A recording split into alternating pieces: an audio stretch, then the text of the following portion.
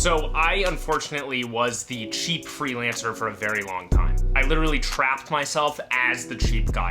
It sucked. So today I'm gonna be telling you the story of how I finally escaped that and how you can avoid this trap yourself. When I started freelancing, I had zero confidence, like insane imposter syndrome. Imposter syndrome is probably the biggest downfall of me and any freelancer out there. Naturally, once I got in touch with somebody, they asked my rate. Nobody, literally nobody, discusses their rates. This is something that I personally think needs to be more normalized. So I panicked and I just blurted out what felt safe. I went off of a classic hourly rate. Like, oh, well, I could go get a job at Panera making, maximum 20 an hour. The edit will take me 4 hours, so $80. And let me tell you, I was stuck in that $80 to $100 range for 3 years. I thought I was being smart. I thought I was being competitive on price. I mean, I was getting any client that came my way because I was so cheap. But after a good amount of time, I started to realize, I have some good experience. I've built a pretty incredible portfolio. Why have I not upped my rates when inflation has been going crazy? And I really screwed myself because every referral expected the same dirt cheap rate with super quick turnarounds, because that was another thing that I thought I needed to compete on.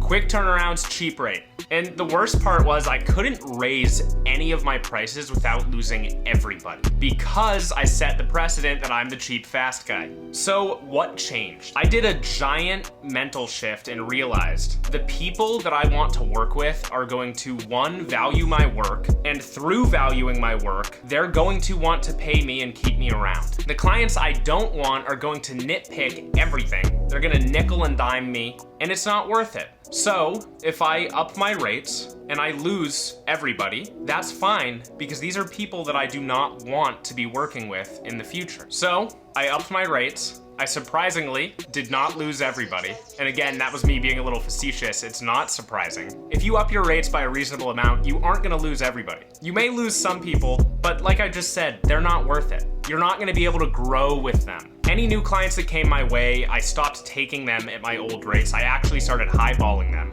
And this helped weed out who I wanted to actually work with. When I threw out a semi-ridiculous highball, a lot of people would scoff and just not respond to me anymore. But a few people would say, hey, I really value your work. I love your portfolio. Like, is there any wiggle room on this? And because I highballed them, yeah, there is some wiggle room. And guess what? You just proved that you are somebody I want to work with. So if you are stuck in this right now, or you're just starting your freelance journey, give me a follow, because I have a lot more insights like this.